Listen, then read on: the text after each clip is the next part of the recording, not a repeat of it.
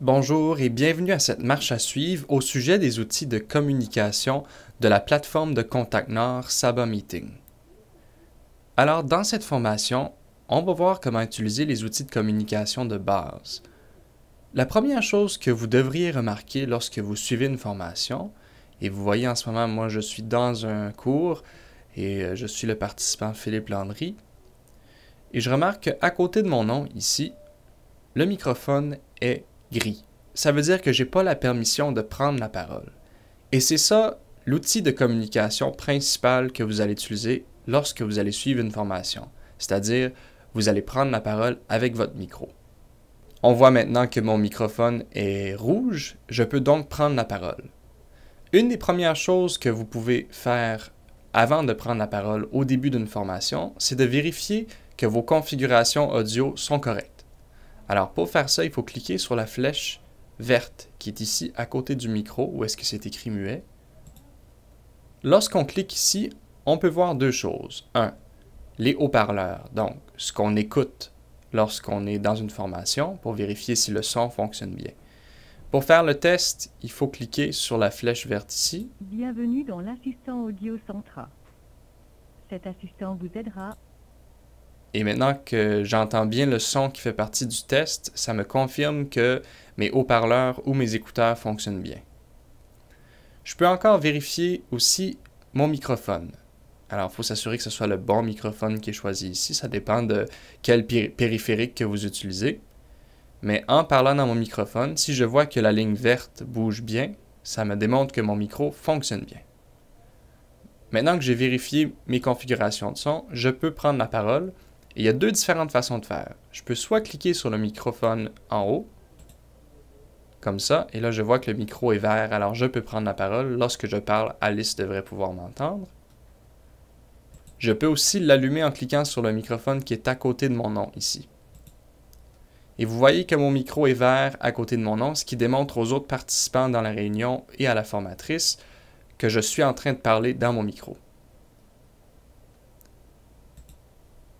Un autre outil de communication très pratique, c'est celui-ci en bas, c'est le chat, qui nous permet d'envoyer des messages écrits si jamais on ne veut pas prendre la parole avec le micro pour interrompre la formation, ou si on préfère utiliser le chat au lieu du micro, ou encore si notre microphone ne fonctionne pas, on peut toujours envoyer des messages avec le chat.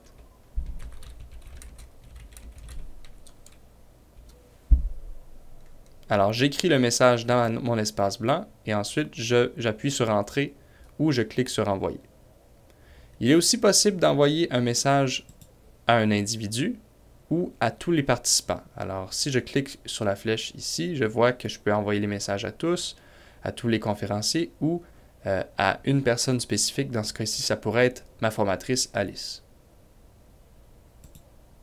On voit que Alice a répondu à mon message en écrivant et on voit le message apparaître dans la boîte blanche ici. C'est aussi possible de séparer notre boîte de chat pour qu'elle soit séparée, si on veut, du reste de la fenêtre de formation. Et on peut aussi manipuler cette fenêtre en cliquant sur le coin et en apportant à la grandeur désirée. Et on peut ensuite, ou si on aimerait le rapporter intégré à notre fenêtre, on peut cliquer sur cette icône-ci. Le dernier outil de communication que je vais vous montrer, ce sont les icônes de participation qui sont juste ici en bas de l'icône du micro. Il y a plusieurs icônes possibles à utiliser, chacun a une fonction spécifique. Le premier icône qu'on voit à la gauche ici, c'est la main. Alors si je clique sur la main, on voit qu'elle apparaît à côté de mon nom. Et elle va rester là jusqu'à ce que je clique de nouveau sur la main ou si Alice décide d'enlever l'icône.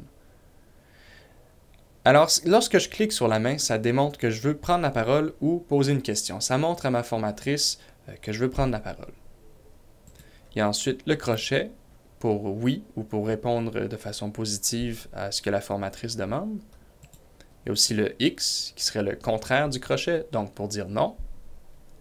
Je peux aussi montrer que je trouve quelque chose de drôle ou plaisant en cliquant sur le bonhomme sourire et celui-là va disparaître après quelques secondes.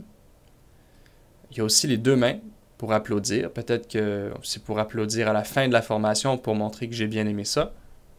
Et finalement, il y a aussi l'icône sortir qui est le dernier ici, celui-ci me permet de démontrer que je suis temporairement à l'extérieur de la formation. Peut-être que j'ai besoin d'aller aux toilettes, peut-être que j'ai besoin de répondre au téléphone, peu importe. En cliquant ici, ça montre aux autres dans la formation et surtout à la formatrice que je suis temporairement absent. C'est important aussi de comprendre que lorsqu'on clique sur cette icône-ci, on ne peut plus prendre la parole. Alors lorsqu'on revient et qu'on est de retour dans la formation, il faut cliquer une deuxième fois sur l'icône pour l'enlever. Il va disparaître à côté de notre nom. Alors c'est tout pour cette formation-ci.